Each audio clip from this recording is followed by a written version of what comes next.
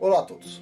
Hoje nós vamos continuar falando sobre este livro aqui, Conspiração no Gênesis 6, como as sociedades secretas e os descendentes dos gigantes planejam escravizar a humanidade, e o assunto é a continuação dos Rosa Cruzes, né? Parte 2. E a gente vai entender hoje o que é esse símbolo aqui. Pois bem, então vamos lá.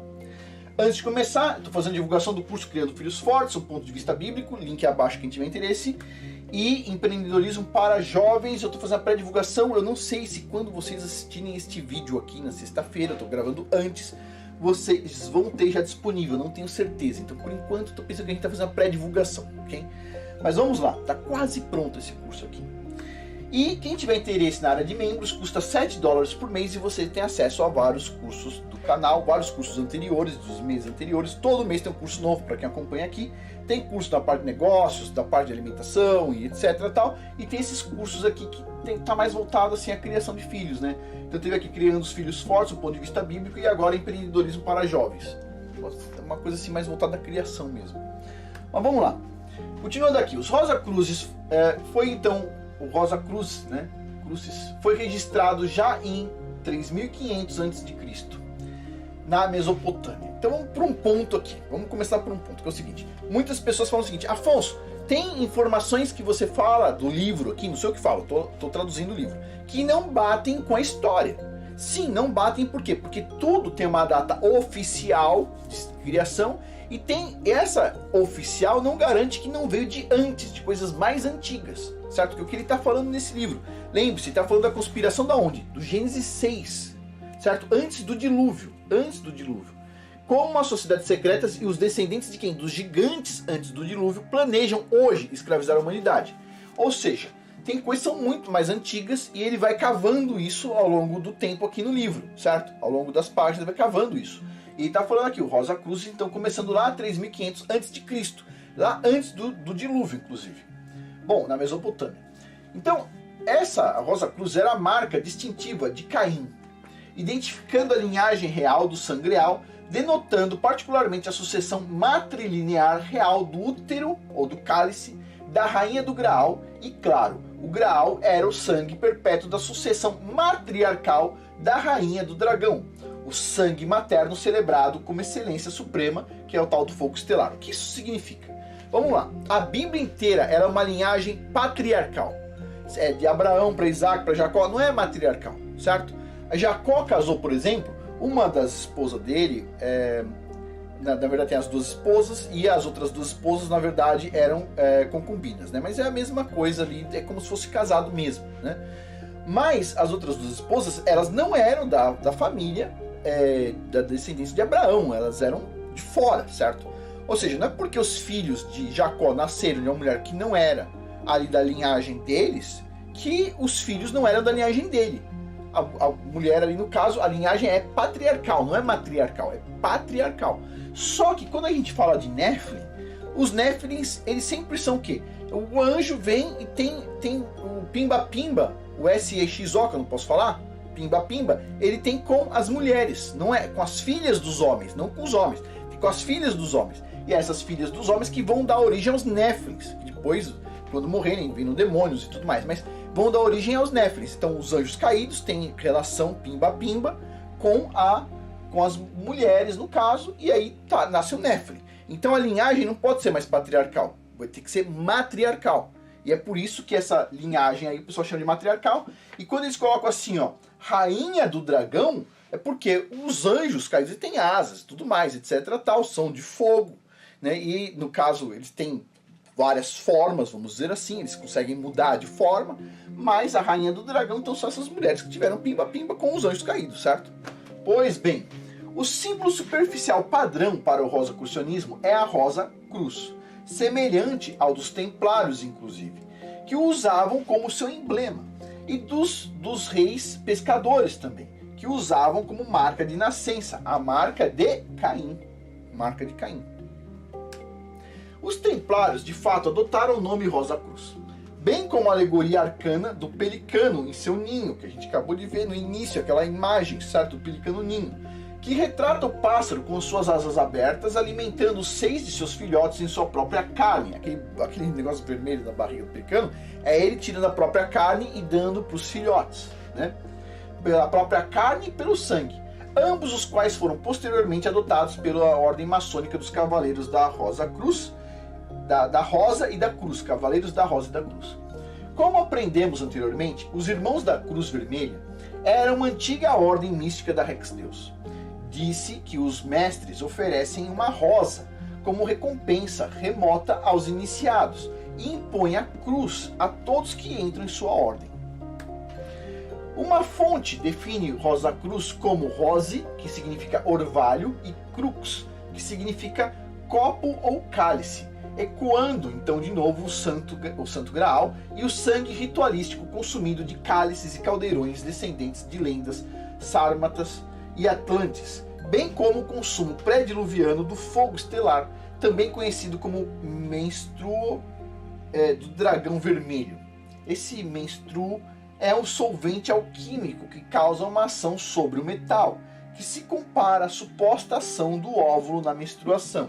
E aí entra essa questão, porque as bruxas usam sangue da menstruação, etc. Tal. Às vezes aparece no jornal umas macumba aí com sangue de menstruação e essas coisas todas. É por causa desses esquemas aqui. Tudo isso aí vem lá desde antes do dilúvio, ok? Isso é uma cultura antediluviana, ok? Que chegou até os dias de hoje. E que as pessoas admiram principalmente quem segue essas coisas. Vai vendo. Observe também que os rituais do fogo estelar são tradições mantidas vivas nas culturas e organizações Sangreal e Rosa Cruzes dos gnósticos e Rex Deus. Esta, então, é a mesma alegoria de antes. O orvalho do elixir da imortalidade e do Graal é o conhecimento ou a luz celestial. O Graal, alegoricamente representado ao próprio Priorato de Sião. O feminino aspecto da natureza, que era representado na antiguidade como um símbolo, que alternativamente representava o cálice antigo e também o planeta Vênus.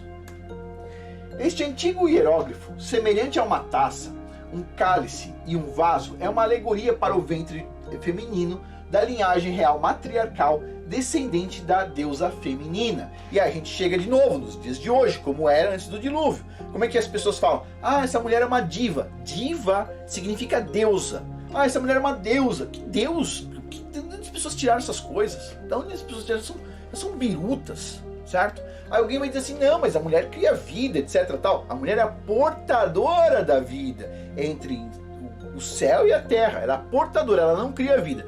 Tanto que se ela criasse vida, ela quando chega lá nos 40 anos, o relógio biológico dela não parava de funcionar, certo?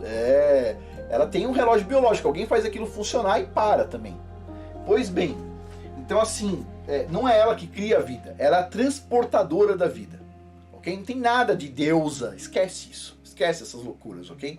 Pois bem, então, mais uma vez, todos os símbolos e alegorias secretas dessa sociedade secreta levam diretamente de volta às supostas linhagens reais de Jesus. E eu estou colocando Jesus aqui porque é o que eles falam lá. Tipo assim, não vou colocar aqui um nome mais, vamos dizer assim, em hebraico, nem nada do tipo. Também, e os Néfris? Bom, bem como as imagens que ligam tudo de volta ao dragão vermelho, que é o capeta. A rosa de 5 pétalas dos Rosa Cruzes é a rosa canina.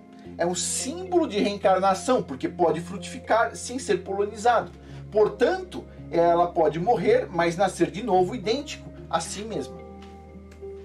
No pensamento de Dan Brown, o mais antigo dos gêneros de rosas, provavelmente a rosa rugosa, tinha 5 pétalas que modelavam a simetria pentagonal ou pentagrama como a estrela guia de Vênus. Lembre-se dos capítulos anteriores de que a rosa de 5 pétalas era sinônimo de Santo Graal e do infame Priorato de Sião. A rosa mística faz referência às propriedades misteriosas do planeta, que é, obviamente, uma inteligente alegoria da luz que representa então Lúcifer. A estrela de 5 pontas era a marca idêntica que o fundador do Colégio Invisível, Robert Murray, recebeu como a sua marca da maçonaria. Ele representa na maçonaria e no rosacrucianismo e provavelmente outras organizações místicas seu deus, o grande geométrico do universo ou Lúcifer. É o símbolo que Robert Murray associou ao segredo, à invisibilidade e ao verdadeiro valor. Não vamos esquecer também que é uma estrela de 5 pontas formando um pentagrama que está associado ao culto satânicos e outros males desse mundo por escritores ocultistas, todo mundo sabe disso, certo? Tá aí o pentagrama, Bom, coisa horrorosa. E vamos continuando. O pentagrama, inexplicavelmente, é encontrado na maioria das culturas em todo o mundo. Inexplicavelmente. Eu acredito, diz ele, o autor, que o pentagrama é um símbolo elemental que emana da conspiração de Gênesis 6 mil anos atrás, junto com a cobra e o dragão. De acordo com Greer, a fraternidade pitagórica, a fraternidade cobra, usava o pentagrama como um sinal secreto de reconhecimento. Na Idade Média, o pentagrama encontrou um lugar na magia como um símbolo de poder e apareceu no poema inglês do Sir Cavaleiro Gawain e do Cavaleiro Verde. Greer observa ainda que o pentagrama foi identificado como o símbolo mais importante da magia e o emblema do satanismo pelo ocultista francês Eliphas Lévy. A Wicca, a religião das bruxas, e o satanismo do século XX adotaram o pentagrama de fontes ocultas influenciadas por Lévy, por meio do qual os cristãos, a partir de então, geralmente definiram o pentagrama como o símbolo principal da adoração ao diabo, ou seja, uma coisa negativa. Consequentemente, o rosacrucianismo é um sistema astuto de misticismo baseado na cabala. Estudiosos esotéricos vinculam a maçonaria especulativa e, portanto, o rosacrucianismo à cabala, a opaca disciplina judaica mística da interpretação da Bíblia. E, de novo, pessoal, esse negócio de cabala não é positivo, ok? Não é positivo. Uma hora a gente pode pegar e falar sobre esse assunto, mas ele não é positivo. Lê a Bíblia, já está lá escrito, você não precisa ir mais do que aquilo, você já não vai conseguir entender a Bíblia inteira, você já não vai conseguir seguir todas as regras, você já vai ter dificuldade aí, certo? Você vai precisar estudar muito, muito para seguir a Bíblia, certo? Não precisa ir mais fundo, não tenta que você pode tomar um choque lá, certo? Não tenta, não é positivo. Vamos lá. McKay também escreve que os Rosacruzes eram todos teosofistas fiéis às doutrinas de anjos e demônios, elementos e a influência dos corpos celestes no homem, astrologia, números mágicos, a numerologia, que inclusive tem muito na cabala, sulfunigações e outras feitiçarias. Lembre-se, Robert Lomas afirma que os Rosacruzes foram os primeiros cientistas e os últimos feiticeiros, e é por isso que é dito que Newton foi o último feiticeiro, o primeiro dos cientistas. Na verdade, isso aqui era falado todos os Rosacruzes, incluindo Newton, que era um Rosacruz, certo? Ele observa ainda que os Rosacruzes afirmam orgulhosamente falar com demônios e anjos caídos, guias espirituais e avatares. A Ordem Rosacruz é considerada um grupo do mundo interior, de grandes adeptos que possuem conhecimento, poder e sabedoria que os tornam essencialmente semideuses, em comparação com os humanos mundanos. Nossa, com certeza não tem dúvida. Só faltou eles lerem a Bíblia, certo? Ah não, eles leram a Bíblia interpretando elas. Eles não leem literalmente, né? Eles odeiam quem lê literalmente a Bíblia. Eles odeiam quem lê literalmente a Bíblia. A gente sabe disso. A gente sabe. Porque literalmente o que está escrito lá não transforma ninguém em semideus, ok? Mas vamos lá. Estes são adeptos que respondem diretamente ao Colégio dos Invisíveis, a fonte obscura de conhecimento e força por trás do movimento Rosacruz. Rosacruzes consideram Caim, de Gênesis, como artifício de metais da mais alta ordem, o Caim. E ele tem sua posteridade na mesma alta consideração. Tubacaim é o detentor da teoria plutônica, o conhecimento do submundo, do seu deus Plutão, Hades, na mitologia grega. Também do conhecimento das ações do calor interno dos metais. Portanto, um alquimista mais proeminente. Os caras idolatram Caim, que matou Abel, percebe? Tudo bem? Vamos lá? Pelo menos é o que está escrito aqui nesse livro, certo? Da mesma forma, a cabra de Mendes, Azazel, cabra de Mendes, que nome, hein? Azazel está diretamente associado à alquimia segundo Gardner, assim como o pentagrama.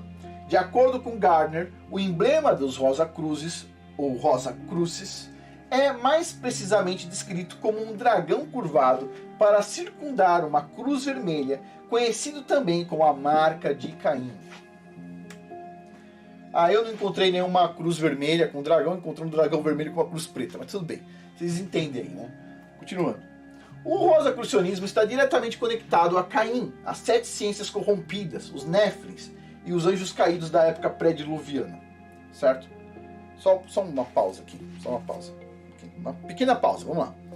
A imagem aqui, acabei de falar pra vocês, só encontrei uma cruz preta com um dragão vermelho, não encontrei a outra que ele falou. Uma pausa. O Google tá muito chato para fazer pesquisa, muito chato. Tudo que você conseguia encontrar antigamente, você não encontra mais, ok? Você não encontra, você encontra zero coisas legais no Google. Agora você só encontra coisas oficiais, você não encontra mais nada bacana. Você não encontra nenhum site de pessoas malucas que nem esse cara aqui, etc. Que falam assim, tem as ideias assim mais abertas, com mais coisas juntas. Agora a gente só encontra assim, um professor não sei o que da universidade Bimba Bimba diz que essas coisas não existem. É só isso que aparece no Google.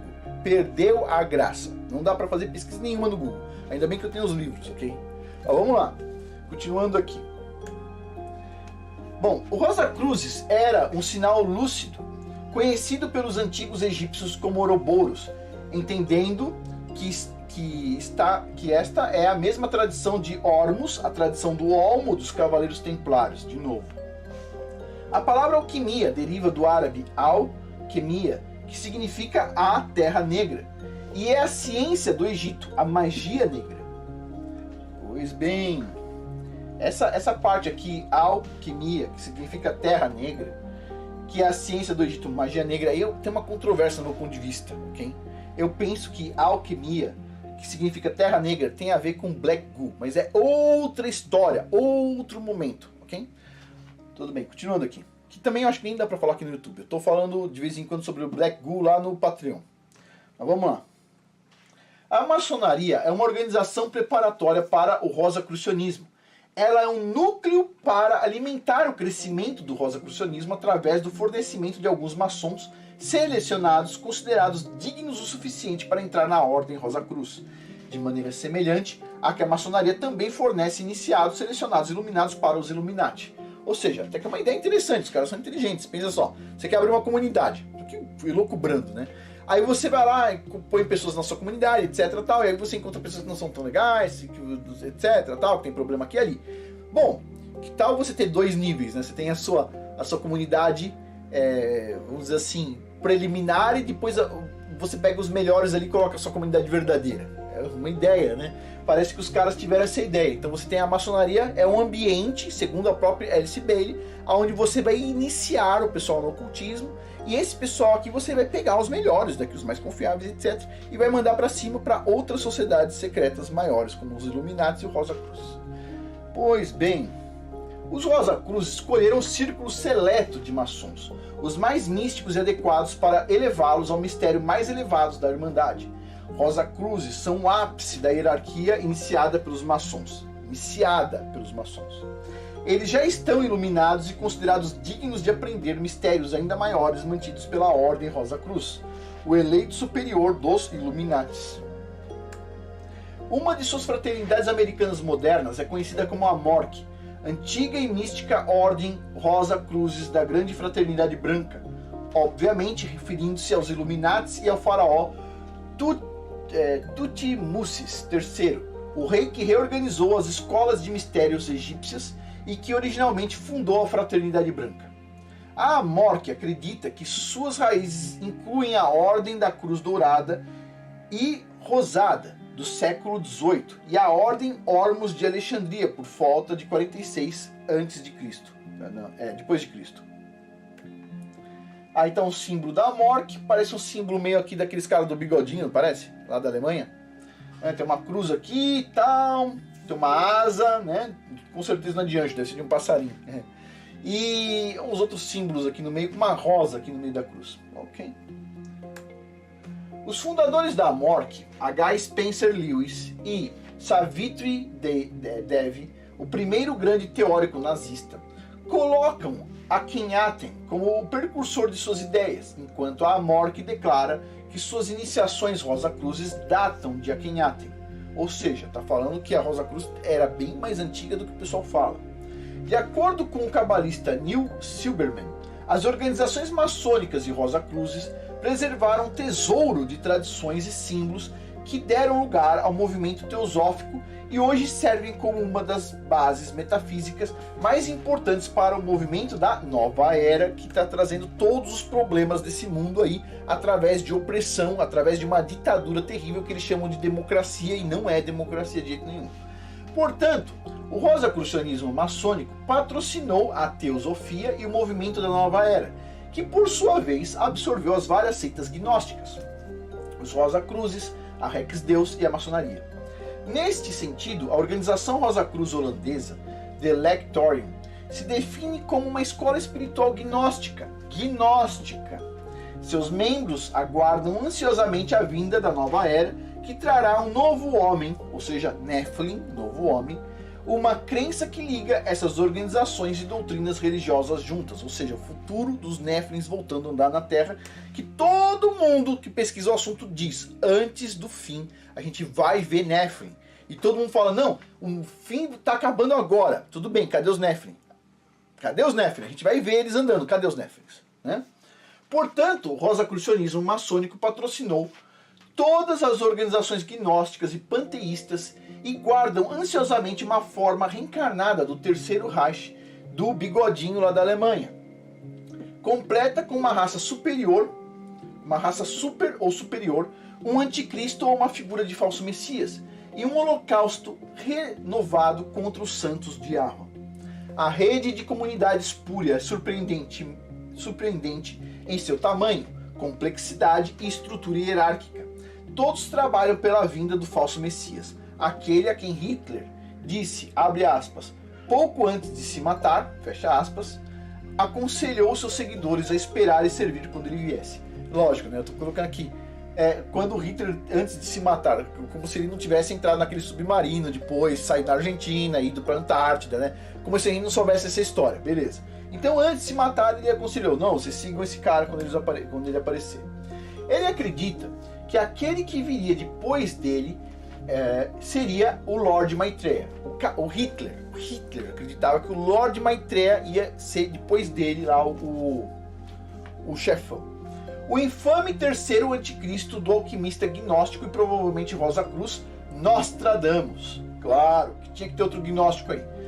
Pois é o vindouro anticristo que as religiões espúrias acreditam que anunciará o advento do milênio de paz, ou o terceiro Reich, que Hitler se esforçou para realizar. Será como Ruth Montgomery, autora do Herald for the New Age, observa, 1000 anos de paz. O que é esses 1000 anos de paz? É uma cópia espúria, estragada do que está escrito na Bíblia, que ali sim é o verdadeiro, quando o Messias de verdade chegar, certo? Bom, o milênio espúrio é apenas o rival espúrio do reinado milenar do Messias descrito em Apocalipse, e é outro encantamento do terceiro Reich, do bigodinho da Alemanha. De acordo com a teosofista Constance Kumbi, que escreveu A Planned Deception, a conspiração para uma religião universal inclui a instalação de um Messias mundial, alegoricamente chamado de Lord Maitreya, para reinar sobre um governo mundial. Ele é o futuro Buda. Lord Maitreya, os espíritas gostam do cara, hein? Lord Maitreya, ouvi falar, hein? Vai vendo aí, olha que interessante. Isso aqui tá tudo nos livros lá do bigodinho, que matou um monte de gente, dos teosofistas, né? E por uma coincidência também dos espíritas, que são os bonzinhos da história, né? Sei. Vai vendo aí. Bom, a gente para por aqui e no próximo vídeo a gente vai falar sobre o milênio da nova era, que o pessoal tanto diz aí. E por fim, pessoal, lembrando, tem um link abaixo do curso Criando Filhos Fortes, do ponto de vista bíblico. Estou fazendo a divulgação do curso Empreendedorismo para Jovens, não sei se vai estar o link abaixo ainda. E lembre-se, tem um link que sempre é o primeiro, que é este aqui, ó, área de membros de cursos, que custa $7 por mês, é a melhor opção. Você consegue acessar todos os cursos do canal com $7 no mês, você está acessando naquele mês os cursos, e você continua pagando nos meses seguintes, sempre tem um curso novo e você vai acessando os cursos que você quer durante os meses que você está lá. E é isso, pessoal. Por hoje é isso. Muito obrigado a todos aí pela atenção. Até mais.